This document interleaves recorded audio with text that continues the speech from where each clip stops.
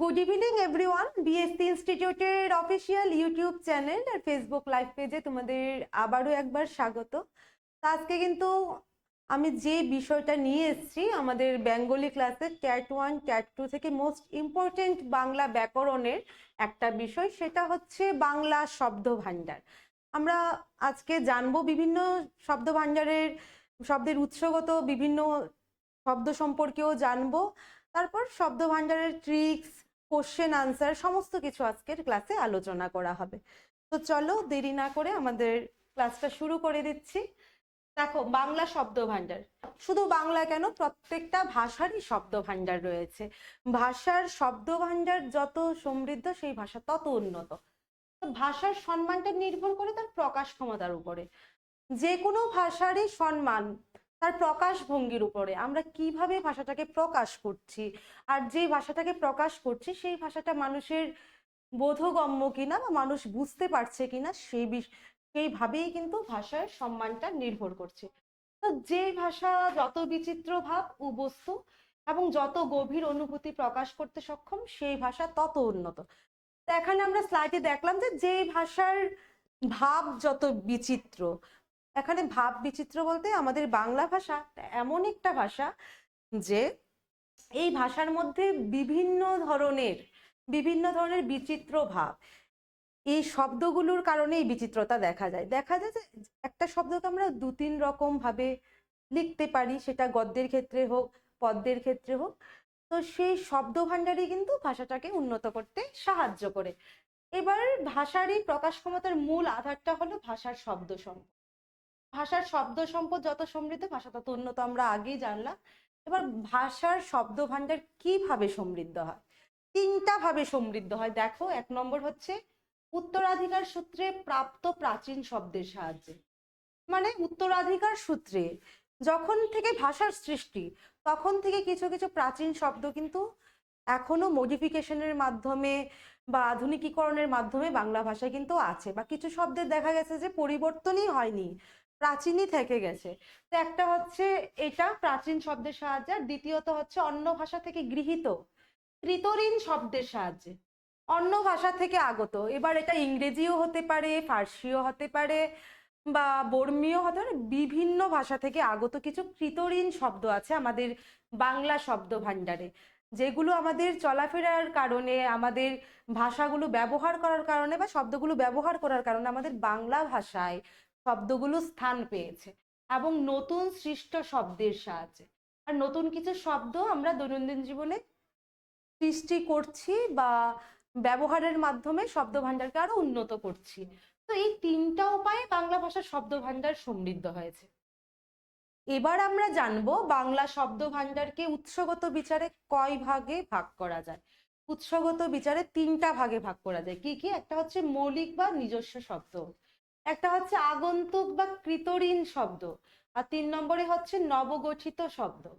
বোঝা গেল যে উৎসগত বিচারে আমরা তিনটা ভাগে বাংলা ভাষাকে, বাংলা শব্দ ভাণ্ডারকে ভাগ করতে পারি। একটা হচ্ছে মৌলিক বা নিজস্ব, একটা হচ্ছে আগন্তুক, আর একটা হচ্ছে নবগঠিত শব্দ। মৌলিক শব্দ কোনগুলো আমরা দেখবো, বা নিজস্ব শব্দ কোনগুলো? যেসব শব্দ প্রাচীন ভারতীয় আর্য ভাষা, দেখো আর্যদের যে ভাষা ছিল সেটা বৈদিক ও সংস্কৃত ভাষা ছিল।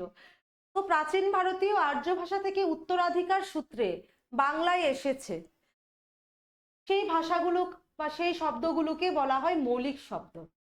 তো প্রাচীন যেসব শব্দগুলো উত্তরাধিকার সূত্রে বাংলা ভাষায় এসেছে সেই শব্দগুলো হচ্ছে মৌলিক শব্দ। আর সেই শব্দগুলো কি শব্দ? একটা হচ্ছে বৈদিক ও সংস্কৃত শব্দ, আর এগুলো হচ্ছে প্রাচীন ভারতীয় আর্য ভাষায় ব্যবহৃত শব্দ।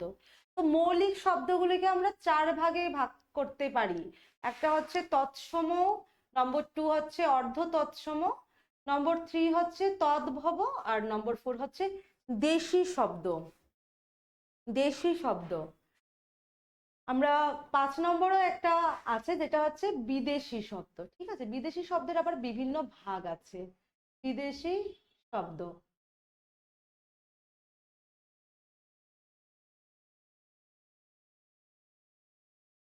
বিদেশি শব্দ আমরা অন্য স্লাইডে পড়বো। এবার এখানে যে বিষয় হচ্ছে, মৌলিক শব্দগুলোকে ভাঙলে এই চার প্রকারই পাওয়া যায়, যেগুলো হচ্ছে তৎসম, অর্ধতৎসম, তদ্ভব আর হচ্ছে দেশি শব্দ। দেখো তৎসম শব্দটা কি? তৎসম শব্দের অর্থ হচ্ছে তার সমান। এখানে তার বলতে হচ্ছে আমাদের বাংলা ভাষার প্রাচীনতম ভাষা সংস্কৃত ভাষা থেকে উৎপন্ন বা জাত যে শব্দগুলো রয়েছে সেগুলোকে বলা হচ্ছে। যেসব শব্দ সংস্কৃত ভাষা থেকে কোনো রকম পরিবর্তন ছাড়াই বাংলা ভাষায় প্রবেশ করেছে সেই শব্দগুলোকে বলা হয় তৎসম শব্দ। আমি বোঝাতে পারলাম যে শব্দগুলো সংস্কৃত থেকে অপরিবর্তিতভাবে বাংলায় এসেছে সেগুলোকে তৎসম শব্দ বলা হয়। এই যে তৎ হচ্ছে সংস্কৃত, সম হচ্ছে সমান, অর্থাৎ তৎসম কথাটির অর্থ হচ্ছে সংস্কৃতের সমান।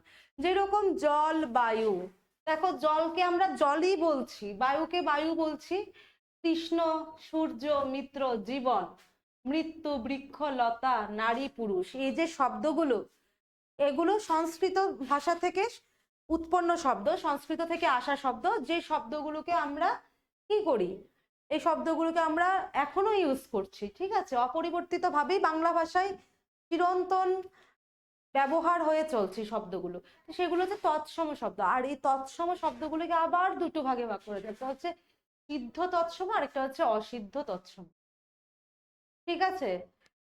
তৎসম শব্দকে আবার দুটো ভাগে ভাগ করা যায়। সিদ্ধ তৎসমটা কি? যেসব শব্দ বৈদিক ও সংস্কৃত সাহিত্যে পাওয়া যায় এবং যেগুলো ব্যাকরণ সিদ্ধ সেগুলো হচ্ছে সিদ্ধ তৎসম। মানে যে সকল শব্দ বৈদিক আর সংস্কৃত সাহিত্যে পাওয়া গেছে, যে শব্দগুলো বা যেগুলো ব্যাকরণ সিদ্ধ মানে ব্যাকরণগতভাবে যেগুলো অ্যাপ্রোপ্রিয়েট সেগুলো হচ্ছে সিদ্ধ তৎসম। যেরকম সূর্য, মিত্র, নর, লতা, এগুলো। আর অসিদ্ধ তৎসম কি? যে শব্দগুলো বৈদিক বা সংস্কৃত সাহিত্যে পাওয়া যায় না ও সংস্কৃত ব্যাকরণ সিদ্ধ নয়, অথচ প্রাচীনকালে মৌখিক সংস্কৃতে প্রচলিত ছিল। প্রাচীনকালের মানুষ এই শব্দগুলোকে মুখে মুখে এগুলোর ব্যবহারের মাধ্যমে বাংলা ভাষায় এসেছে। আমরা এভাবেও বলতে পারি যে যে শব্দগুলো ব্যাকরণগতভাবে সিদ্ধ নয় বা সংস্কৃত কোনো বইয়েও নেই শব্দগুলো, বা সংস্কৃত বা বৈদিক সাহিত্যেও পাওয়া যায়নি শব্দগুলো, অথচ প্রাচীনকাল থেকে মানুষের ব্যবহারের মাধ্যমে এই শব্দগুলো বাংলা ভাষায় এসেছে। সেই শব্দগুলো হচ্ছে অসিদ্ধ তৎসম শব্দ।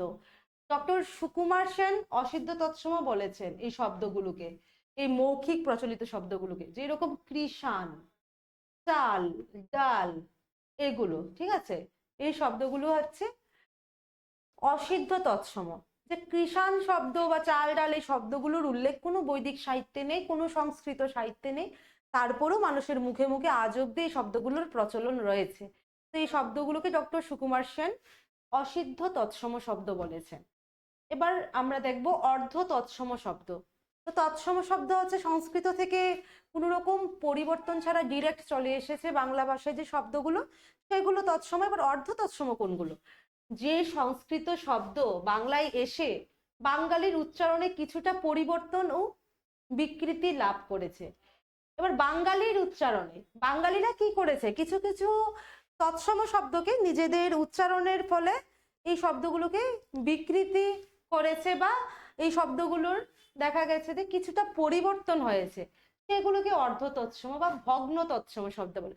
যেরকম কৃষ্ণ থেকে কেষ্ট, নিমন্ত্রণ থেকে নেমন্তন্ন, ক্ষুধা থেকে খিদে, রাত্রি থেকে রাত্রির।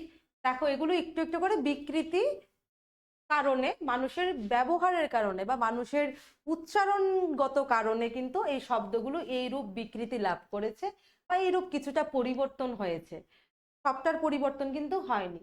তো সেই শব্দগুলো হচ্ছে অর্ধ তৎসম থেকে শব্দ। এবার তদ্ভব শব্দটা কি?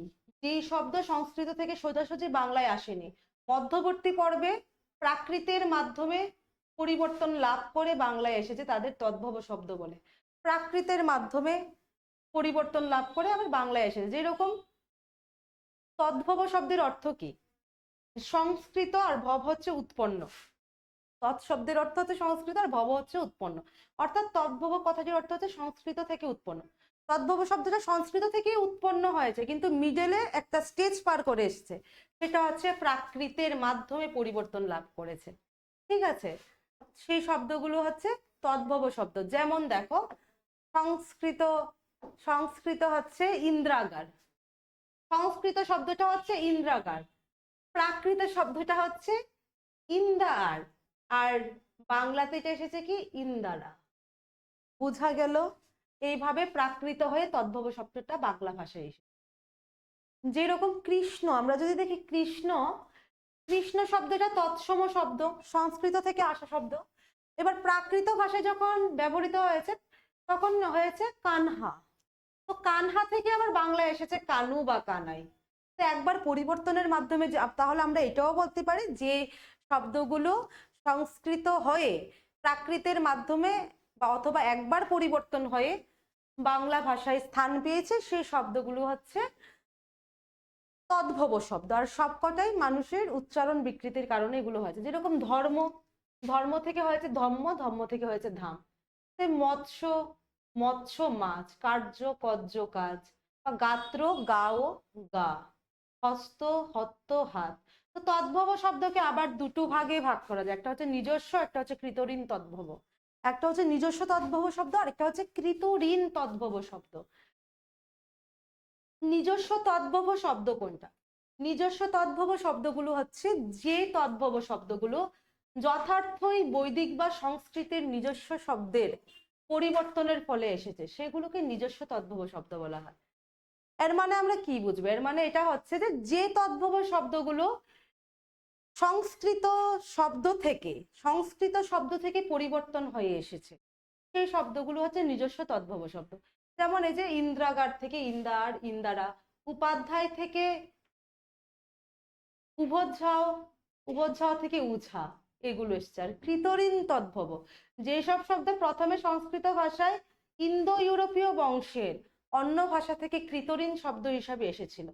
আমি বললাম না, কৃতঋণ মানে অন্য ভাষার শব্দ, অন্য ভাষার বা অন্য ভাষা বংশের বা ভাষা গোষ্ঠীর শব্দ যখন ব্যবহারের মাধ্যমে চলে এসেছে আমাদের বাংলা ভাষার মধ্যে, ওই শব্দগুলো হচ্ছে কৃতঋণ শব্দ। এবার কৃতঋণ তদ্ভবটা কি?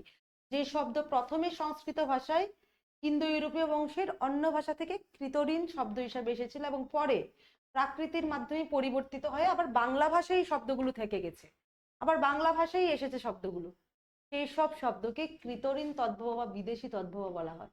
যেমন গ্রিক, যেমন দেখো গ্রিক শব্দ দ্রাখমে, এটার থেকে হয়েছে দ্রম্য, এটার থেকে হয়েছে দম্ম, তারপরে হয়েছে দাম। এই যে দাম, আমরা যে বলি কোনো কিছুর মূল্য বা দাম, এই দাম শব্দটার উৎসগত শব্দটা দেখলে এটা একটা গ্রিক শব্দ, সেটা ইন্দো ইউরোপীয় ভাষা বংশ, বিভিন্ন ভাষা বংশের শব্দ, আর সেখান থেকে দেখা গেছে যে প্রাকৃতের মাধ্যমে হয়ে বাংলা ভাষায় এসেছে। তো সেটা হচ্ছে কি কৃতঋণ তদ্ভব বা বিদেশি তদ্ভব। তারপরে হচ্ছে খুব ইন্টারেস্টিং দেশি শব্দ। দেখো বঙ্গদেশের, এখানে বঙ্গদেশ বলতে আমাদের বাঙালিদের কথা বলা হচ্ছে। আমাদের বাঙালিরা, বিশেষ করে বাঙালিদের কি 12 মাসে 13 পার্বণ বাঁধা, আর বিভিন্ন পার্বণ বিভিন্ন উৎসবের মধ্যে আমাদের দেশি কিছু খাঁটি শব্দ থাকে যেগুলো আমরা অনায়াসে চিনতে পারি, ঠিক আছে, বা যেগুলো আমাদের উৎসবের সঙ্গে রিলেটেড, আমাদের বিভিন্ন পার্বণের সঙ্গে সম্পর্কিত শব্দগুলো। বঙ্গদেশের প্রাচীনতম অধিবাসী কোল, ভিল প্রভৃতি অনার্য জাতির ভাষা থেকে যে শব্দগুলো বাংলা ভাষায় এসেছে সেগুলোকে দেশি শব্দ বলে। যেরকম অঢেল, কচি, কলা, কাতলা, কুলো, কুকুর, খড়, খেয়া, খোকা খুকি, খাজ, গাদা, এই যে ঘাড়, ঘোড়া, চাউল, চিংড়ি, ছানা, ঝাঁটা, ঝিঙ্গে, ঝড়, ঝাড়, ঝিলিক, ডাক, ডোবা, এই যে আমরা বলি খুকু, খোকা, এই সমস্ত শব্দগুলো কিন্তু দেশি শব্দ। তারপর ডাব, চিংড়ি, ঢেকি, ঢিল, ঢোল, তেঁতুল, মুড়ি, থোর, পাল, পাল্টা, পাঠা, বাদুর, ভিড়, ফিঙে, দোয়েল প্রভৃতি। আমাদের বাংলা ভাষার শব্দগুলো, বাঙালিদের ব্যবহার করা যে শব্দগুলো বা অনার্য জাতি থেকে প্রাপ্ত যে শব্দগুলো, সেগুলো হচ্ছে কি দেশি শব্দ। এবার আমরা বলবো আগন্তুক বা কৃতঋণ শব্দ। এতক্ষণ কিন্তু আমরা পড়ছিলাম যে মৌলিক শব্দ, মৌলিক শব্দের 4টা ভাগ পড়ছিলাম। কি কি পড়ছিলাম? একটা হচ্ছে তৎসম, একটা হচ্ছে অর্ধ তৎসম, আরেকটা তদ্ভব, আরেকটা হচ্ছে দেশি শব্দ। এই 4টা ভাগ ছিল মৌলিক শব্দের। এবার আমরা 2 নম্বর যেটা রয়েছে আগন্তুক বা কৃতঋণ শব্দ। যে সমস্ত শব্দ সংস্কৃতের নিজস্ব উৎস থেকে বা সংস্কৃত ভাষা বা বৈদিক ভাষা থেকে আসেনি, অন্য ভাষা থেকে সরাসরি বাংলা ভাষায় চলে এসেছে, সেই শব্দগুলোকে আগন্তুক বা কৃতঋণ শব্দ বলে। দেখো আগন্তুক, আগন্তুক কথাটার মধ্যেই তো লুকিয়ে আছে যে শব্দগুলো আগন্তুক ভাবে এসেছে, অন্য খান থেকে এসেছে, অন্য ভাষা গোষ্ঠী থেকে এসেছে। সেগুলো বাংলা ভাষায় যখন এসেছে তখন সংস্কৃত হয়েও আসেনি, বৈদিক ভাষা থেকেও আসেনি। তো কৃতঋণ শব্দের অর্থ হচ্ছে ধার নেওয়া হয়েছে। কৃতঋণ শব্দের অর্থ হচ্ছে ধার নেওয়া হয়েছে যে শব্দগুলো। কিন্তু ধার নেওয়ার ফলে দেখা গেছে আমাদের ব্যবহারের ফলে, বাংলা ভাষা ব্যবহারের ফলে, এই শব্দগুলো ব্যবহারের ফলে এই শব্দগুলো বাংলা ভাষায় থেকে গেছে, আর এখনো আমরা তার ব্যবহার করছি। আগন্তুক বা কৃতঋণ শব্দকে আবার 2টো ভাগে ভাগ করা হয়, একটা হচ্ছে ভারতীয় শব্দ আর একটা হচ্ছে বিদেশি শব্দ। আগন্তুক বা কৃতঋণ শব্দকে 2টো ভাগে, ভারতীয় ও বিদেশি শব্দ। ঠিক আছে, বোঝা গেল এই এতটুক পর্যন্ত। আর নিশ্চয়ই কমেন্টের মাধ্যমে কিন্তু জানাবে, ঠিক আছে? তো চলো নেক্সট স্লাইডে দেখছি কি রয়েছে। আমরা পড়ছি কিন্তু আগন্তুক বা কৃতঋণ শব্দ, সেটাকে 2 ভাগে ভাগ করা যায়, ভারতীয় ও বিদেশি। এবার ভারতীয় শব্দ, যে শব্দগুলো আমাদের ভারতবর্ষের অন্য ভাষা থেকে সরাসরি বাংলা ভাষায় এসেছে, সেই শব্দগুলোকে ভারতীয় বা প্রাদেশিক শব্দ বলে। যেরকম হিন্দি থেকে শব্দ এসছে, তারপর দেখা যায় যে পাঞ্জাবি, মারাঠি, গুজরাটি। তো ভারতবর্ষের মধ্যেই বিভিন্ন ভাষা থেকে, আমাদের ভারতবর্ষের অভ্যন্তরে বিভিন্ন ভাষা থেকে বা বিভিন্ন আঞ্চলিক ভাষার থেকে সৃষ্টি হয়েছে যে শব্দগুলো, সেগুলো হচ্ছে ভারতীয় শব্দ। যেরকম হিন্দি থেকে পয়লা, দুসরা, তেসরা, তারপর ঝান্ডা, জোয়ার, কুয়াশা। দেখো কুয়াশা শব্দটা কিন্তু হিন্দি শব্দ। গুজব, পেড়, থানা।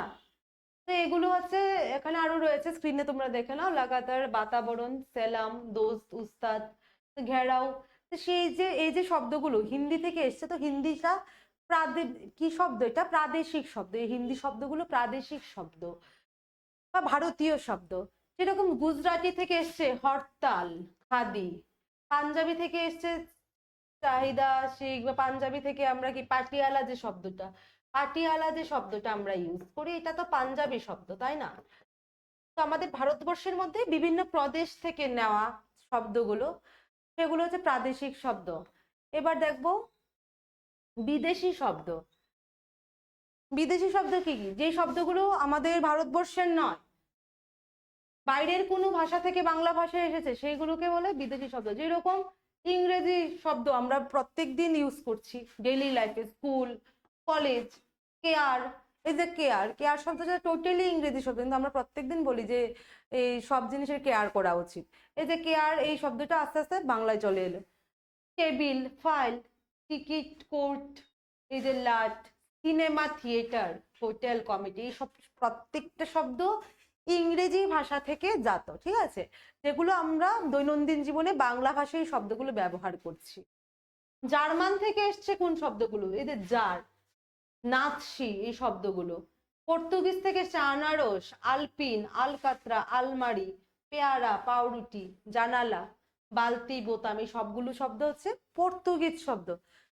পর্তুগিজ ভাষা থেকে, পর্তুগিজ বিদেশি ভাষা, বিদেশি ভাষা থেকে আমাদের বাংলা ভাষায় এসছে, আর এগুলো আমরা ব্যবহার করছি। দেখো স্পেনীয় শব্দ কি রয়েছে, এই যে কমরেড, ডেঙ্গু। এই যে ডেঙ্গু শব্দটা না, জ্বর হলে, ডেঙ্গু নামক একটা জ্বর বা একটা ব্যাধি রয়েছে, আমরা কি বলি ডেঙ্গু, কিন্তু আমরা জানি না কিন্তু কোন মানে উৎস থেকে এটা এসছে। দেখা গেল এটা বিদেশি শব্দ। ইতালীয় শব্দ যেরকম কোম্পানি, গ্যাজেট, এগুলো ইতালীয় শব্দ।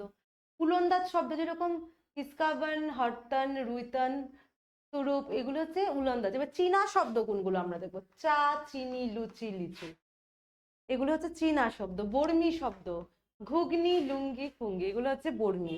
আবার ফার্সি শব্দগুলো যেরকম সরকার, দরবার, বিমা, আমির, উজির, উমরাহ, বাদশাহ, খেতাব, এগুলো হচ্ছে ফার্সি। আর এটা হচ্ছে আরবি শব্দ, আক্কেল, কেতাব, ফসল, মুহুরি, হজম, এগুলো হচ্ছে আরবি শব্দ। তারপর আমরা দেখবো নবগঠিত শব্দ। নতুন করে গড়ে ওঠা শব্দকে নবগঠিত শব্দ বলে। নতুন করে বাংলা ভাষায় গড়ে উঠেছে এরকম অসংখ্য শব্দ আছে যেগুলোকে নবগঠিত শব্দ বলে। আর এগুলো কি দেখো, মিশ্র বা সংকর শব্দ। এক শ্রেণীর শব্দের সঙ্গে অন্য শ্রেণীর উপসর্গ প্রত্যয় এগুলোর যোগে অথবা বিভিন্ন শ্রেণীর শব্দের পারস্পরিক সংযোগে যে নতুন শব্দ সৃষ্টি হয় তাকে মিশ্র শব্দ বলে। যেরকম ইংরেজির থেকে একটা শব্দ, বাংলা থেকে একটা শব্দ জুড়ে দেখা যায় যে একটা মিশ্র শব্দ হয়ে গেছে। আমরা যে বলি যে এই যে বলি আমরা হ্যাট পণ্ডিত, তাহলে হ্যাট যে শব্দটা সেটা ইংরেজি শব্দ, আর পণ্ডিত শব্দটা কি বাংলা। মাস্টার মশাই, এবার মাস্টার হচ্ছে ইংরেজি শব্দ আর মশাই হচ্ছে বাংলা শব্দ। বা রেলগাড়ি, রেল হচ্ছে ইংরেজি, গাড়ি হচ্ছে বাংলা। সেরকম অফিস পাড়া। তো এই যে শব্দগুলো দেখা গেছে কি এক শ্রেণীর শব্দের সঙ্গে অন্য শ্রেণীর শব্দের যোগে, আবার এগুলো আমরা ডেইলি লাইফে ইউজও করছি। এই মিশ্র শব্দগুলোকে বলা হয় মিশ্র শব্দ বা সংকর শব্দ। যেরকম ফার্সি দেখো ফি বছর, ফি বছর শব্দের অর্থ হচ্ছে বছর বছর, ঠিক আছে।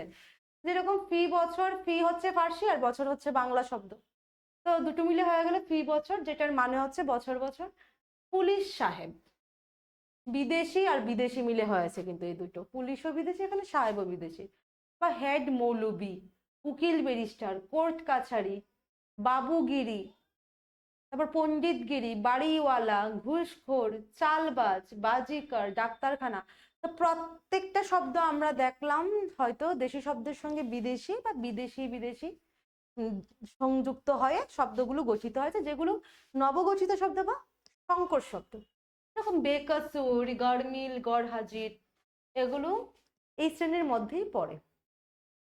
কিছু আছে অনুদিত শব্দ, মানে অনুবাদের মাধ্যমে যে শব্দগুলো বাংলা ভাষায় এসেছে সেগুলিকে বলে অনুদিত শব্দ।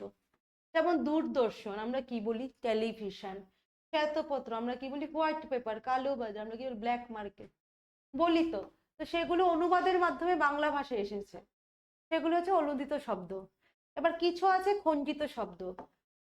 খণ্ডিত মানে কি? খণ্ডিত মানে ভাগ করা।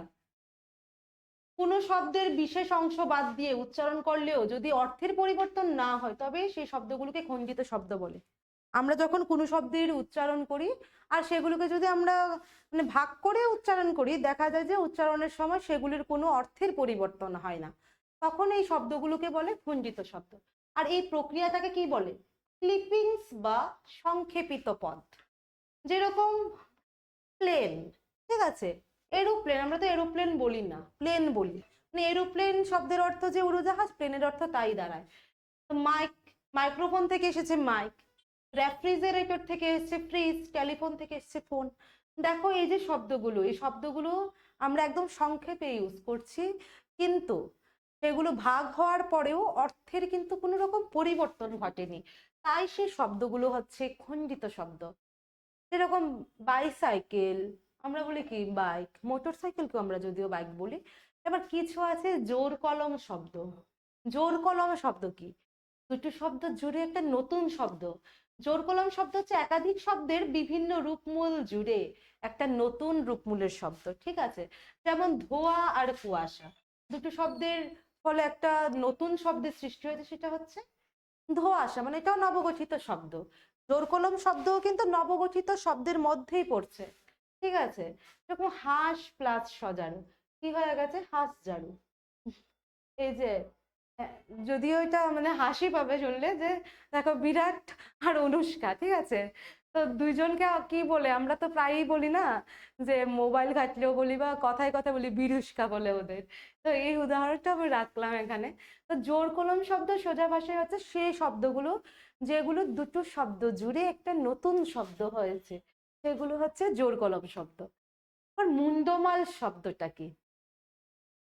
দেখো কোনো শব্দগুচ্ছের প্রত্যেক শব্দ থেকে প্রথম ধ্বনিগুলো নিয়ে যদি একটা শব্দ তৈরি হয় তাকে বলে মুন্ডমাল শব্দ বা অ্যাক্রোনিম।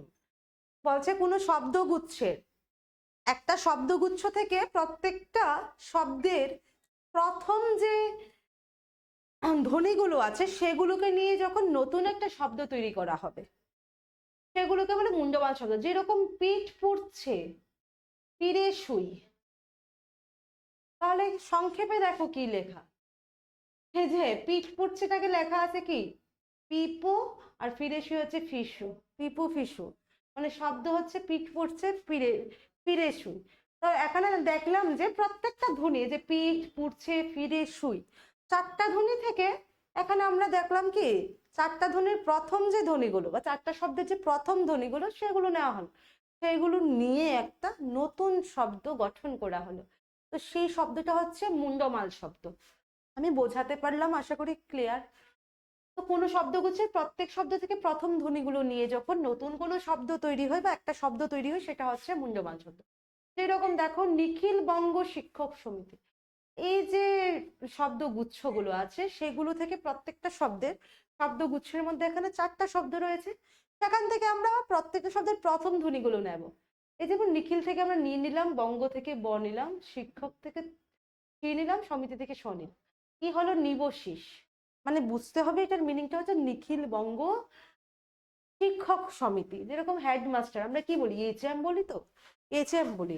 আর যেমন ইদানিং আমাদের স্কুলে প্যারেন্টস টিচার মিটিং হয়, আমাদের বাচ্চারা বাড়িতে এসে কি বলে, কাল পিটিএম আছে, বা এত তারিখ বা নির্দিষ্ট কোনো তারিখ বলে বলে যে এদিন পিটিএম আছে। পিটিএম মানে হচ্ছে কি প্যারেন্টস টিচার মিটিং।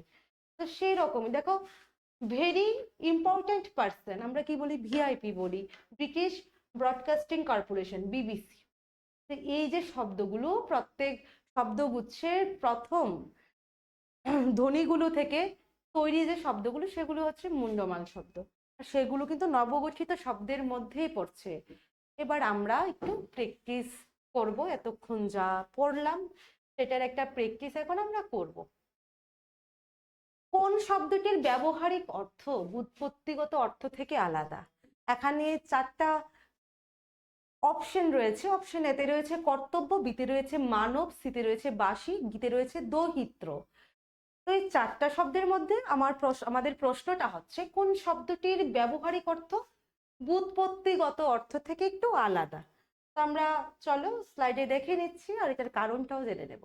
বাসি, এখানে যে বাসি শব্দটা সেটা একটু ব্যুৎপত্তিগত অর্থ আর ব্যবহারিক অর্থ দিক থেকে আলাদা। দেখো বাসি, বাসি শব্দের অর্থ কি, বাসি শব্দের ব্যুৎপত্তিগত অর্থ মানে যেটা উৎসগত অর্থ সেটা হচ্ছে কি বাঁশ দিয়ে তৈরি একটা বস্তু, সেটাকেই বাঁশি বোঝায়। কিন্তু আমরা ব্যবহার করছি কি হিসেবে বাঁশিটাকে, একটা বিশেষ বাদ্যযন্ত্র হিসেবে আমরা বাঁশিটাকে ব্যবহার করছি। তাই এটি একটি রূঢ়ি শব্দ, এই যে বাঁশি। ঠিক আছে, যেসব শব্দের ব্যুৎপত্তিগত অর্থ ব্যবহারিক অর্থ আলাদা হয় তাদের রূঢ়ি শব্দ বলে। এখানে আমরা আবার একটা নতুন জিনিস জানলাম, যেটা হচ্ছে রূঢ়ি শব্দ কাকে বলে। যেসব শব্দের ব্যুৎপত্তিগত অর্থ একটা হয় আর ব্যবহারিক অর্থ আরেকটা হয় সেগুলো হচ্ছে রূঢ়ি শব্দ। যেরকম বাঁশি, বাঁশির যদি উৎসগত অর্থ দেখি যে বাঁশ দিয়ে তৈরি করা কোনো একটা বিশেষ বস্তু বা জিনিস।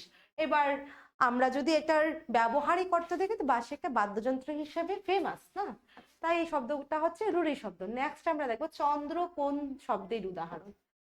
তদ্ভব, তৎসম, দেশি নাকি বিদেশি। দেখো চন্দ্র যে শব্দটা সেটা কি উৎসগত ভাব থেকে কোন শব্দ থেকে এসছে আমাদের দেখতে হবে। তৎসম শব্দ, কারণ কি সংস্কৃত ভাষা থেকে যে শব্দগুলো বাংলা ভাষায় কোনো রকম পরিবর্তন ছাড়া এসেছে সেগুলো হচ্ছে তৎসম শব্দ। আর চন্দ্র একটি তৎসম শব্দ, চন্দ্র থেকে পরবর্তীকালে প্রাকৃত ভাষায় মানুষের উচ্চারণ বিকৃতির ফলে হয়েছে চাঁদ। তারপর চাঁদটাও লোকমুখে মানে ঠাঁই পায়নি, মানে চাঁদ শব্দটা বেশিরভাগ হিন্দি ভাষায় ইউজ হয়, কিন্তু বাংলা ভাষায় আমরা কিন্তু চাঁদ বলি না, কি বলি, চাঁদ বলি। চাঁদ যখন বলি, এই চাঁদ শব্দটা প্রাকৃতির মধ্য হয়ে যেহেতু এসেছে সেটা তদ্ভব শব্দ। নিচের কোনটি একটি যোগরূঢ় শব্দের উদাহরণ? বাঁশি নাকি গায়ক নাকি মধুর নাকি রাজপুত। এই যে যোগরূঢ় শব্দের উদাহরণ, চলো আমরা দেখে নিচ্ছি। আগে জানবো কোন শব্দটা, শব্দটা হচ্ছে রাজপুত। আর যোগরূঢ় শব্দটা কি? সমাস নিষ্পন্ন যে সকল শব্দ সম্পূর্ণভাবে সমসমান পদসমূহের অনুগামী না হয়ে বিশেষ অর্থ প্রকাশ করে তাকে যোগরূঢ় শব্দ বলে। যেরকম রাজপুত শব্দটির আক্ষরিক অর্থ হচ্ছে রাজার পুত্র, কিন্তু এখানে রাজপুত শব্দের আক্ষরিক অর্থ আমরা জানি এটা রাজার পুত্র, কিন্তু রাজপুত কখন আমরা দেখি যে টাইটেল, এটা একটা টাইটেল বা পদবি হিসাবে বা একটা বিশেষ জাতি বিশেষকে বোঝায়। বেশিরভাগ পদবি হিসাবে কিন্তু রাজপুত শব্দটা ইউজ হয়। তো এটা এখানে এটাই বলছে যে সমাস নিষ্পন্ন যে সকল শব্দ সম্পূর্ণভাবে সমস্যমান পদসমূহের অনুগামী না হয়ে একটা বিশেষ অর্থ প্রকাশ করে তাকে যোগরূঢ় শব্দ বলে। কোশ্চেন নাম্বার 4 রয়েছে নিচের কোনটি তৎসম শব্দ? এই যে হাত রয়েছে, ডিম, বাড়ি, লতা, কোনটা তৎসম? এখানে লতা হবে অবশ্যই, কারণ লতা শব্দটি সংস্কৃত ভাষা থেকে সরাসরি বাংলা ভাষায় এসেছে। আর সেদিকে হাত একটা তদ্ভব শব্দ, কারণ হস্ত থেকে হাত এসছে। তারপর ডিমও একটা দেশি শব্দ। তা আমি প্রত্যেক দিনই বলি, আবার একটা ছোট্ট কথা তোমাদের পড়ার মাঝখান দিয়ে বলে দিচ্ছি যে তোমরা যদি চাও আমাদের বিএসসি ইনস্টিটিউটে ট্যাট 1 ট্যাট 2 কোর্সে ইনক্লুড হতে, তাহলে কিন্তু আমাদের এখানে অ্যাডমিশন ওপেন রয়েছে। আর দেখো, তোমরা তোমাদের শিক্ষক হওয়ার স্বপ্নকে পূরণের সঠিক পথ আমাদের এখান থেকে পেতে পারো। যেখানে কি পাবে তোমরা? ফ্রি স্টাডি মেটেরিয়ালস পাবে, হ্যাঁ অনলাইন ক্লাস করলেও কিন্তু এখানে হার্ড কপি মেটেরিয়ালস পাবে। তাছাড়া পাবে live classes, recorded classes, mock test, সমস্ত পিডিএফ নোটস এগুলো পাবে। তো আজই দেরি না করে আমাদের স্ক্রিনে দেওয়া 8575151571 নম্বরে কল করে বিস্তারিত জেনে নেবে। তো চলো নেক্সট 5 নাম্বার কোশ্চেন রয়েছে। 5 নাম্বার কোশ্চেন হচ্ছে কৃষ্ণ এর অর্ধ তৎসম শব্দ কোনটি? এই যে কৃষ্ণ শব্দটার অর্ধ তৎসম শব্দ কোনটি? পুত্র, পুত্তুর, কেষ্ট নাকি বিষ্ট? তো এটা হবে কেষ্ট, এটা হবে কেষ্ট শব্দটা, ঠিক আছে, এটা হবে কেষ্ট শব্দটা। কেন আমরা জেনে নিচ্ছি পরের স্লাইডে, কারণ সংস্কৃত শব্দ কিছুটা বিকৃত হয়ে বাংলায় ব্যবহৃত হলে তাকে অর্ধ তৎসম শব্দ বলে। সেম কৃষ্ণ শব্দের কিঞ্চিত বিকৃত রূপ হচ্ছে কেষ্ট, তাই এটা হচ্ছে কি অর্ধ তৎসম শব্দ। তো বাংলা ভাষার কোন প্রকার শব্দ বিচার বিশ্লেষণ সাপেক্ষ নয়? সমাসবদ্ধ শব্দ, সাধিত শব্দ, মৌলিক শব্দ নাকি যৌগিক শব্দ? বাংলা ভাষার কোন প্রকার শব্দ বিচার বিশ্লেষণ সাপেক্ষ নয়? তো সেটা হচ্ছে মৌলিক শব্দ। কারণ দেখো, মৌলিক শব্দ মানে কি? যে শব্দগুলোকে বিশ্লেষণ করা যায় না, যেগুলোকে ভেঙে আমরা আলাদা করতে পারি না, সেই শব্দগুলো হচ্ছে মৌলিক শব্দ। তো মৌলিক শব্দ বিচার বা বিশ্লেষণ সাপেক্ষ নয়, এটা আমাদের মনে রাখতে হবে। নেক্সট হচ্ছে পানসি কোন বিদেশি ভাষা থেকে বাংলা ভাষাতে অন্তর্ভুক্ত হয়েছে? এই যে পানসি শব্দটা, সেটা কি ইংরেজি থেকে এসছে নাকি ফরাসি থেকে নাকি তুর্কি থেকে নাকি ফার্সি থেকে? তো পানসি শব্দটা হচ্ছে একটা ফরাসি শব্দ, এটা ফ্রেঞ্চ ল্যাঙ্গুয়েজ। এই শব্দটা বাংলা ভাষায় এসছে, ফরাসি শব্দ হয়। নেক্সট হচ্ছে গায়ক, গই যোগ অক, গায়ক। কর্তব্য, ক যোগ তব্য, এগুলো কোন শব্দ? এগুলো কি যৌগিক শব্দ নাকি রূঢ় শব্দ নাকি রূঢ়ি শব্দ নাকি যোগরূঢ় শব্দ? তাহলে এগুলো হচ্ছে যৌগিক শব্দ, কারণ যেসব শব্দ ব্যুৎপত্তিগত ব্যবহারিক অর্থ একই থাকে, যে সকল শব্দের উৎসগত অর্থ আর ব্যবহারগত অর্থ একই থাকে, সেই শব্দগুলোকে বলে যৌগিক শব্দ। যেরকম গায়ক, গায়ক শব্দের অর্থ কি? যে গান করে। এটা হচ্ছে ব্যুৎপত্তিগত অর্থভাবেও দেখলে যদি আমরা দেখি, গান যে গান করে তাকে বোঝায়, বা আমরা যদি দেখি ব্যবহারিক অর্থে আমরা এটাই বুঝি যে যে গান করে তাকেই গায়ক বলে। আর কর্তব্য, যা করা উচিত। মানে এই দুটো শব্দে আমরা দেখি যে জাজ করে যে দুইটা শব্দই ব্যুৎপত্তিগত অর্থ বা ব্যবহারিক অর্থের দিক থেকে একই রকম। এবার দেখবো আমরা কোশ্চেন নাম্বার 9 রয়েছে পুলিশ শব্দটি কোন ভাষা থেকে এসেছে? উলন্দাজ, ফার্সি, ইংরেজ নাকি পর্তুগিজ? শব্দটা হচ্ছে পুলিশ, ইংরেজি ভাষা থেকে এসেছে। ইংরেজি পুলিশ শব্দ থেকে বাংলা পুলিশ শব্দটি এসেছে। এটি একটি বিদেশি শব্দ। বিদেশি শব্দ নয় কোনটি? সাদা, পানি, রুমাল, গঞ্জ। এখানে 4টার মধ্যে বিদেশি না কোনটি? এই যে গঞ্জ শব্দটি বাংলা ভাষার একটা নিজস্ব দেশি শব্দ, এই যে আমরা যেমন বলি গ্রামগঞ্জ। তো অন্যদিকে এই যে সাদা শব্দটা একটা ফার্সি, পানি শব্দটা হিন্দি বা সংস্কৃত, সংস্কৃত ভাষায় পানি এসছে, রুমাল শব্দটা ফার্সি। তো বাকিগুলো বিদেশি শব্দ, কিন্তু এখানে যে গঞ্জ শব্দটা সেটা বাংলা ভাষার নিজস্ব দেশি শব্দ। কোশ্চেন নাম্বার 11 রয়েছে নিচের কোনটি দেশি শব্দ? আনারস, চন্দ্র, কণ্ঠ নাকি কুলা? তো এখানে তো কুলাই হবে দেশি শব্দ, কুলা দেশি শব্দ। কারণ আমি বলেছিলাম আমাদের বাঙালিদের উৎসব অনুষ্ঠানে যে শব্দগুলো ইউজ করি আমরা, সেগুলো হচ্ছে কি দেশি শব্দ। যেরকম বাংলাদেশের আদিম অধিবাসীদের ভাষা ও সংস্কৃতির যেসব শব্দ বাংলায় সংরক্ষিত হয়েছে, আর কুলাটা তো আমাদের বাঙালিদের সংস্কৃতি বহন করে, তাই না, তাকে দেশি শব্দ বলে। যেরকম কুলা একটি দেশি শব্দ। নিচের কোনটি অর্ধ তৎসম শব্দ? গিন্নি নাকি হস্ত নাকি গঞ্জ নাকি তসবি? এখানে অর্ধ তৎসম হচ্ছে গিন্নি, কারণ সংস্কৃত, দেখো এটা কিন্তু গতবার এসছিল, গতবার বলতে এই যে 24-এরটাতে এসছিল। সংস্কৃত গৃহিণী শব্দটির কিঞ্চিত বিকৃত রূপ হচ্ছে গিন্নি, তাহলে গৃহিণী থেকে একটু কিঞ্চিত রূপ গিন্নি, তাই এটা হচ্ছে অর্ধ তৎসম। খিদে কোন ধরনের শব্দ? তৎসম, অর্ধ তৎসম, দেশি নাকি তদ্ভব? খিদে একটি অর্ধ তৎসম শব্দ, কারণ খিদের যে উৎসগত শব্দটা সেটা হচ্ছে ক্ষুধা, ক্ষুধা থেকে এসছে বিকৃত হয়ে খিদে, তাই এটি অর্ধ তৎসম শব্দ। মুর্শি শব্দটি কোন ভাষা থেকে আগত?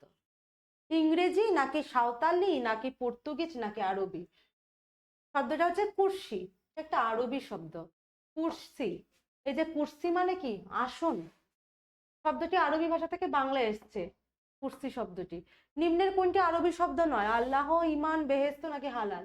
এখানে কোনটা আরবি শব্দ নয়, এখানে বেহেস্ত।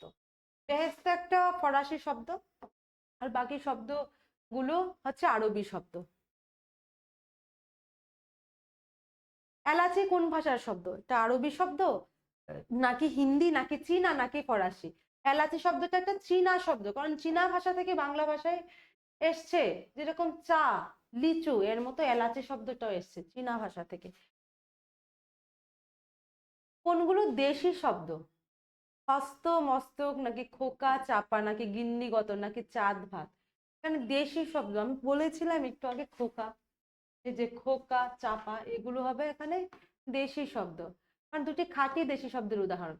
গিন্নি কোন শ্রেণীর শব্দ? আমি একটু আগে বুঝিয়েছি যে গৃহিণী থেকে বিকৃত হয়ে বা উচ্চারণের বিকৃত জনিত কারণে এটা গিন্নি হয়েছে, তাহলে এটা অর্ধ তৎসম শব্দ, তাহলে এটা হবে অর্ধ তৎসম শব্দ। ঠিক আছে, চলো দেখছি পরের কোশ্চেন কি রয়েছে। এই যে গৃহিণী শব্দের বিকৃত রূপ গিন্নি, যে একটা অর্ধ তৎসম শব্দ। উৎপত্তিগত ভাবে বাংলা ভাষার শব্দকে কয়টা ভাগে ভাগ করা হয়েছে? 4টি, 2টি, 5টি নাকি 3টি? দেখো উৎপত্তিগত ভাবে 5টি ভাগে ভাগ করা হয়েছে। কি কি? এই যে উৎপত্তিগত ভাবে তৎসম, অর্ধ তৎসম, তদ্ভব, দেশি আর বিদেশি, উৎপত্তি বা উৎসগত অনুসারে। আর ফরাসি শব্দ কোনটি? চিনি, আনারস, হরতন নাকি রেস্তোরাঁ?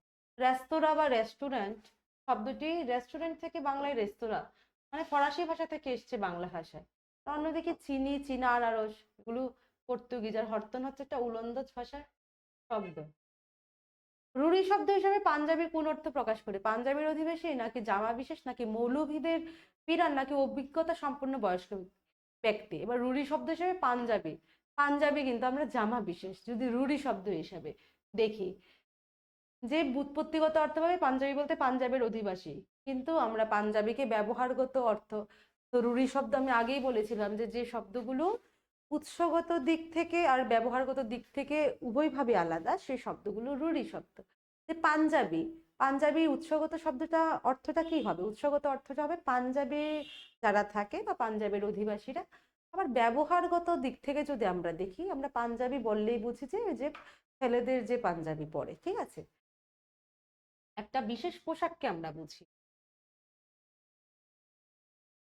অর্থগতভাবে বাংলা ভাষার শব্দ সম্ভারকে কয় ভাগে ভাগ করা যায়? 3, 2, 4 নাকি 5? এটা বলছে অর্থগত ভাব থেকে 3 ভাবে। কি কি? যৌগিক, রূঢ়ি আর যোগরূঢ়। অর্থগতভাবে বাংলা শব্দকে 3 ভাগে ভাগ করা যায়, একটা হচ্ছে যৌগিক শব্দ, একটা রূঢ়ি শব্দ, একটা হচ্ছে যোগরূঢ় শব্দ। যে শব্দকে ভাঙা বা বিশ্লেষণ করা যায় না তাকে কি বলে? অবশ্যই মৌলিক শব্দ বলে। এই যে যে শব্দকে ভাঙা বা বিশ্লেষণ করা যায় না সেগুলো হচ্ছে মৌলিক শব্দ, যেগুলোকে আমরা ভাঙতে পারি না। যেমন মা, মা শব্দটাকে আমরা কখনো বিশ্লেষণ করতে পারি না। গোলাপ। কোনটি সংস্কৃত তৎসম শব্দ? তখন, বামুন, যাতনা নাকি অগ্রহায়ণ? এখানে অগ্রহায়ণ একটা সংস্কৃত বা তৎসম শব্দ, এর তদ্ভব রূপ হচ্ছে অঘ্রাণ বা আঘ্রাণ, আমরা যাই বলি। পানি শব্দটি কোন ভাষা থেকে বাংলা ভাষায় এসছে? সংস্কৃত নাকি ফার্সি নাকি হিন্দি নাকি আরবি? এই যে পানি শব্দটা কোন ভাষা থেকে বাংলা ভাষায় এসছে? পানি শব্দটা হিন্দি ভাষা থেকে এসছে। এবার কোনটি আরবি শব্দ? শরীফ, সুপারিশ, কেরানি নাকি মিটিং? শরীফ একটা আরবি ভাষার শব্দ, আর সুপারিশ হচ্ছে ফার্সি ভাষার শব্দ, কেরানি হচ্ছে পর্তুগিজ, আর মিটিং হচ্ছে একটা ইংরেজি শব্দ। কোনটি যোগরূঢ় শব্দ? পঙ্কজ নাকি সন্দেশ নাকি প্রবীণ নাকি গায়ক? কোনটি যোগরূঢ় শব্দ? এখানে পঙ্কজ, দেখো পঙ্কজ শব্দের উৎসগত অর্থ বা উৎপত্তিগত অর্থ হচ্ছে পঙ্কে জন্মে যা, কিন্তু কেবল পদ্ম ফুল অর্থে ব্যবহৃত, আর ব্যবহারগত অর্থে পঙ্কজ বললে আমরা ভাবি যে এটা পদ্ম ফুল। তো তাই এটা একটা যোগরূঢ় শব্দ, কারণ এটা উৎপত্তিগত দিক থেকে আর অর্থগত দিক থেকে উভয়ভাবে আলাদা। সিডার কোন ভাষার শব্দ? সিংহলি নাকি উর্দু নাকি বাংলা নাকি ফার্সি? সিডার একটা সিংহলি শব্দ। এবার 2007 সালে ঘূর্ণিঝড় সিডারের নামকরণ করা হয়েছে শ্রীলঙ্কার সিংহলি ভাষা থেকে, যার অর্থ হচ্ছে চোখ। তাহলে এটার অর্থ হচ্ছে কি সিংহলি শব্দ সিডার একটা।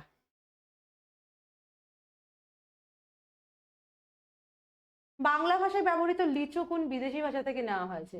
চৈনিক, আরবি, ইংরেজি নাকি ফার্সি? আমরা প্রথমে কিন্তু পড়েছিলাম এটা একটা চীনা শব্দ, চীন ভাষা থেকে এসছে।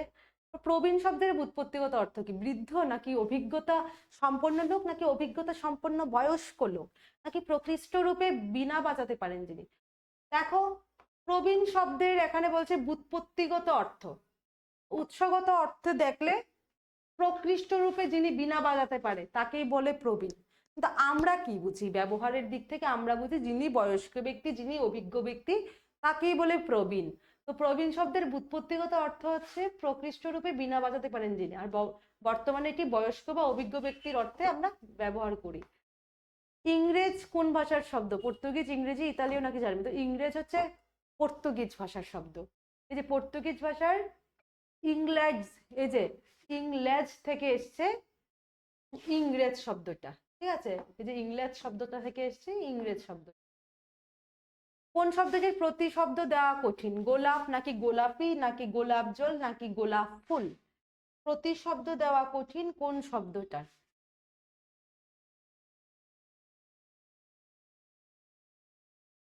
এই যে গোলাপ, প্রতিশব্দ মানে কি? সমার্থক শব্দ।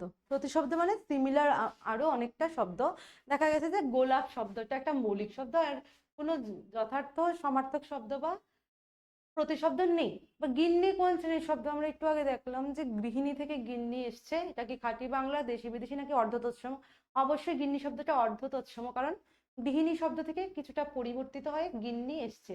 এবার নিচের কোনটি উলন্দাজ শব্দ? হরতান, রুইতান, তরুপ নাকি উপরের সবগুলো? এখানে উপরের সবগুলোই কিন্তু উলন্দাজ শব্দ, উপরের সবগুলোই এখানে উলন্দাজ শব্দ। তাস খেলার বিভিন্ন কার্ডের নাম। হরতান, রুইতান, তরুপ, এই যে ইস্কাপান, এই শব্দগুলো হচ্ছে তাস খেলার বিভিন্ন কার্ডের নাম। তো যে শব্দগুলো প্রধানত এসছে উলন্দাজ ভাষা থেকে। গোলাপ একটি মৌলিক শব্দ কেন? শব্দটিকে ভাঙা যায় না বলে, নাকি গোলাপের গন্ধ আছে বলে, নাকি 3 অক্ষরের শব্দ বলে, নাকি এর প্রতিশব্দ নেই বলে? কেন একটি গোলাপ একটি কি কারণে গোলাপ একটি এই যে মৌলিক শব্দ? কারণ কি গোলাপ শব্দটাকে ভাঙা যায় না, তাই এগুলো এটা হচ্ছে মৌলিক শব্দ। এবার কোনটি সাধিত শব্দ নয়? পানসা, ফুলেল, গোলাপ, হাতল। গোলাপ একটি কি মৌলিক শব্দ, ঠিক আছে? অন্যদিকে পানসা, ফুলেলু, হাতল এগুলি হচ্ছে সাধিত শব্দ। মৌলিক শব্দ ছাড়া বাকি শব্দগুলো হচ্ছে সাধিত শব্দ। কাচি কোন ধরনের শব্দ? আরবি, ফার্সি, হিন্দি নাকি তুর্কি? কাচি শব্দটা অবশ্যই একটা তুর্কি ভাষা থেকে আগত শব্দ, তুর্কি ভাষা থেকে এসছে কাচি শব্দটা। কোনটি রূঢ় বা রূঢ়ি শব্দের উদাহরণ নয়? প্রবীণ, সন্দেশ, জলধি নাকি পাঞ্জাবি? জলধি শব্দটা যোগরূঢ় শব্দ, কারণ জলধি শব্দের অর্থ হচ্ছে জল ধারণ করে যা, আর কারণ এটি কেবল সমুদ্র অর্থে ব্যবহৃত হয়, অন্যগুলো রূঢ়ি শব্দ। জলধি শব্দের উৎপত্তিগত অর্থ হচ্ছে জল ধারণ করে যায়, কিন্তু আমরা জলধি বললে সমুদ্রকে বুঝি, এটা হচ্ছে ব্যবহারগত অর্থ। তাই এই জলধি শব্দটা একটা যোগরূঢ় শব্দ। তৎসম শব্দের ব্যবহার কোন রীতিতে বেশি হয়? চলিত রীতি, সাধু রীতি, মিশ্র রীতি না আঞ্চলিক রীতি? অবশ্যই সাধু রীতিতে বেশি হয় তৎসম শব্দের ব্যবহার। জিন্দাবাদ কোন ভাষার শব্দ? ফার্সি, উর্দু, সংস্কৃত নাকি হিন্দি? জিন্দাবাদ একটা ফার্সি শব্দ, যার অর্থ দীর্ঘজীবী হোক। কাগজ, কলম, পেন্সিল, এগুলো কোন শব্দের মধ্যে পড়ে? বিদেশি, দেশি, তৎসম নাকি তদ্ভব? বিদেশি, কারণ কাগজ ও কলম ফার্সি, কাগজ হচ্ছে ফার্সি ভাষা থেকে আগত শব্দ, আর কলম হচ্ছে আরবি ভাষা থেকে আগত শব্দ, আর পেন্সিল হচ্ছে ইংরেজি শব্দ। তো এই শব্দগুলো কি বিদেশি ভাষা থেকে বাংলা ভাষায় এসেছে, তাই এগুলো বিদেশি শব্দ। কোনটি খাঁটি বাংলা শব্দ? ঢোল, ঈদ, হালুয়া নাকি খোদা? এখানে ঢোল হচ্ছে বাংলা ভাষার শব্দ, আর অন্যগুলো আরবি বা ফার্সি থেকে আগত। নিচের কোনটি তৎসম শব্দ? বাত, খোকা, কাঠ নাকি সন্ধ্যা? সন্ধ্যা একটা তৎসম, সংস্কৃত ভাষা থেকে সরাসরি বাংলা ভাষায় সন্ধ্যা শব্দটি এসছে, তাই এটা একটা তৎসম। হরতান কোন ভাষার শব্দ? উলন্দাজ, ইংরেজি, জাপানি নাকি হিন্দি? হরতান শব্দটা হচ্ছে উলন্দাজ, কারণ তাস খেলার কার্ডের নাম, ঠিক আছে, এটা আমি একটু আগে বলেছিলাম। আনারস এবং চাবি শব্দ দুটো বাংলা ভাষায় গ্রহণ করেছে পর্তুগিজ ভাষা থেকে নাকি আরবি থেকে, নাকি দেশি নাকি উলন্দাজ? এবার আনারস পর্তুগিজ শব্দ, আনারস এবং চাবি শব্দ দুটি পর্তুগিজ ভাষা থেকে বাংলা ভাষায় এসেছে। যে শব্দ প্রত্যয় বা উপসর্গ যোগে মূল শব্দের অর্থের অনুগামী না হয়ে অন্য কোনো বিশিষ্ট অর্থ জ্ঞাপন করে তাকে কোন শব্দ বলে? সাধিত নাকি মৌলিক নাকি যৌগিক নাকি রূঢ়? তাকে রূঢ় শব্দ বলে। যখন কোনো শব্দ তার ব্যুৎপত্তিগত অর্থের বাইরে নতুন কোনো বিশেষ অর্থ প্রকাশ করে তখন তাকে রূঢ় বা রূঢ়ি শব্দ বলে। বোঝা গেল রূঢ় বা রূঢ়ি শব্দ?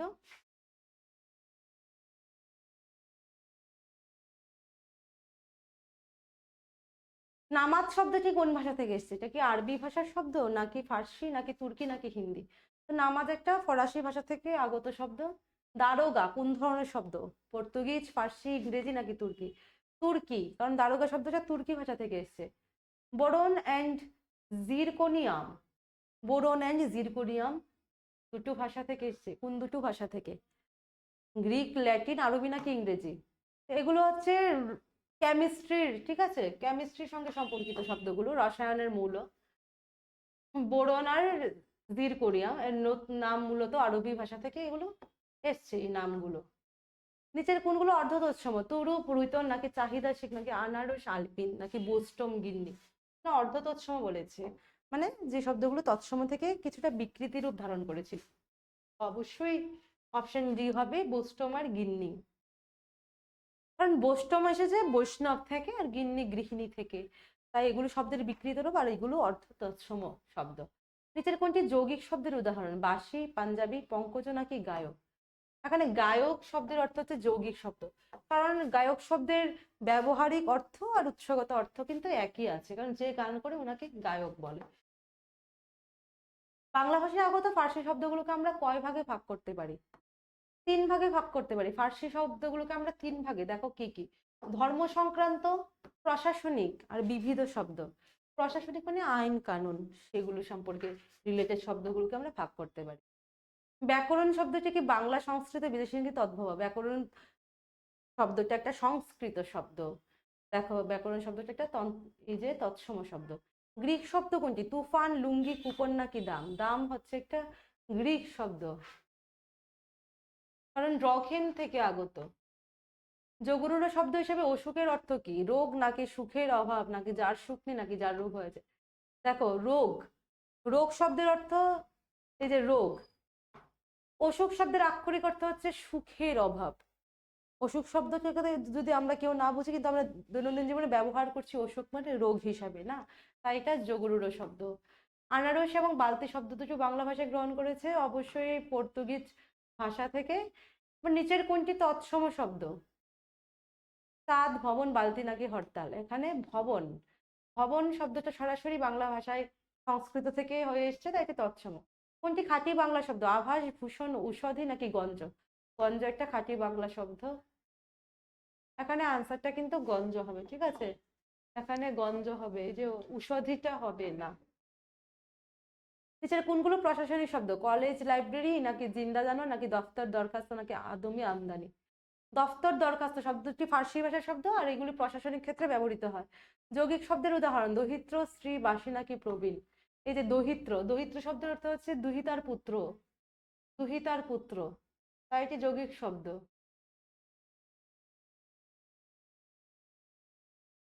নিচের কোনটি রূঢ় শব্দের উদাহরণ? কর্তব্য, রাজপুত, হস্তি নাকি বাবুয়ানা? এখানে হস্তি শব্দটির আক্ষরিক অর্থ হচ্ছে হস্ত বা সুর আছে যা, কিন্তু এখানে হস্তি বলতে আমরা কি বুঝি? এলিফ্যান্টকে বুঝি, একটা বিশেষ প্রাণীকে বুঝি না। তাই এটা একটা কি শব্দ? এটা একটা হচ্ছে রুড়ি শব্দ। বাংলা ভাষায় ব্যবহৃত আরবি শব্দগুলোকে কয় ভাগে ভাগ করা যায়? 2 ভাগে, 3 ভাগে, নাকি 4 ভাগে, নাকি 5 ভাগে? 2 ভাগে। আরবি শব্দগুলোকে 2 ভাগে। ফার্সিতে দেখেছিলাম 3 ভাগে, আরবিকে 2 ভাগে। একটা হচ্ছে ধর্ম, আর একটা হচ্ছে প্রশাসনিক আর বিষয় সংক্রান্ত। খ্রিস্টাব্দ হচ্ছে তৎসম, মিশ্র, নাকি অর্ধ তৎসম, নাকি বিদেশি? খ্রিস্টাব্দ একটা মিশ্র শব্দ, কারণ খ্রিস্ট যে শব্দটা সেটা এসছে ইংরেজি ভাষা থেকে, আর অব্দটা হচ্ছে তৎসম ভাষা থেকে। দুটো ভিন্ন ভাষার শব্দের জোরে তৈরি হয়েছে মিশ্র শব্দ। খোদা শব্দটি কোন ভাষার? আরবি, উর্দু, ফার্সি, নাকি বাংলা? আরবি শব্দ, সরি, একটা ফার্সি শব্দ খোদা শব্দটি। পর্তুগিজ ভাষা থেকে নিম্নোক্ত একটি শব্দ বাংলা ভারতীয় আত্মীকরণ করা হয়েছে। টেবিল, চেয়ার, বালতি, নাকি শরবত? সেটা হচ্ছে বালতি, যেটা পর্তুগিজ ভাষায়। বিভিন্ন দৃষ্টিকোণ থেকে শব্দকে কয় শ্রেণীতে ভাগ করা যায়? 3 শ্রেণীতে, কারণ গঠনমূলক, অর্থমূলক, আর উৎসমূলক। সংখ্যাবাচক শব্দ কয় প্রকার? 6 প্রকার, 4 প্রকার, 7 প্রকার, নাকি 3 প্রকার? সংখ্যাবাচক শব্দ 4 প্রকার। কি কি? অঙ্কবাচক, পরিমাণবাচক, ক্রমবাচক, তারিখবাচক। সংখ্যাবাচক শব্দকে 4টা ভাগে আমরা ভাগ করতে পারি। একটা হচ্ছে অঙ্কবাচক, একটা পরিমাণবাচক, আর একটা হচ্ছে ক্রমবাচক বা তারিখবাচক। ঢেকিকুলা পেট কোন শব্দের উদাহরণ? অবশ্যই এটা দেশি শব্দের উদাহরণ, বাংলা ভাষার বাঙালিদের নিজস্ব শব্দ ভান্ডার থেকে নেওয়া হয়েছে। এই যে বাংলাদেশের আদিম অধিবাসীদের ভাষা থেকে আগত শব্দগুলোকে দেশি শব্দ বলে। বাংলা ভাষায় ব্যবহৃত অর্ধমাত্রার বর্ণগুলোর মধ্যে কতটি স্বরবর্ণের? অর্ধমাত্রার বর্ণগুলোর মধ্যে কতটি স্বরবর্ণের মধ্যে আছে? একটি। একটি, সেটা হচ্ছে এই যে রসুরি, এটা।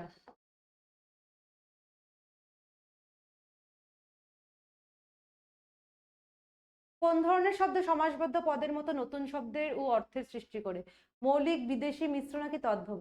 মিশ্র শব্দ। কারণ মিশ্র শব্দ কি, দুটো ভিন্ন ভাষার শব্দ জোড়ে তৈরি হয়, তো তখন নতুন শব্দ বা নতুন অর্থ তৈরি হয়, তখন তাকে মিশ্র শব্দ বলে। আমি আবারও বলছি, অ্যাজ এ বিএসসি ইনস্টিটিউশনের পার্ট যদি তোমরা হতে চাও, ট্যাট 1 ট্যাট 2 এডমিশন চলছে, তো সেই হিসাবে আমাদের স্ক্রিনে দেওয়া নম্বরে তোমরা যোগাযোগ করে নিতে পারো। আর যেখানে তোমরা পেয়ে যাবে free study materials, live classes, recorded classes, mock test, PDF notes. তো আজই দেরি না করে আমাদের সঙ্গে তাড়াতাড়ি যুক্ত হয়ে যাও। আর আমাদের হোয়াটসঅ্যাপ গ্রুপে তোমরা এই স্ক্যান করে আমাদের হোয়াটসঅ্যাপ গ্রুপে অ্যাড হতে পারো, যেখানে তোমরা পিডিএফ গুলো পেয়ে যাবে। তো এই হচ্ছে আমার আজকের বাংলা শব্দ ভান্ডারের ক্লাস ছিল। আবারও দেখা হবে পরবর্তী ক্লাসে বাংলার নতুন কোনো বিষয় নিয়ে, ব্যাকরণের বা সাহিত্য থেকে। সবাই ভালো থাকবে, ধন্যবাদ।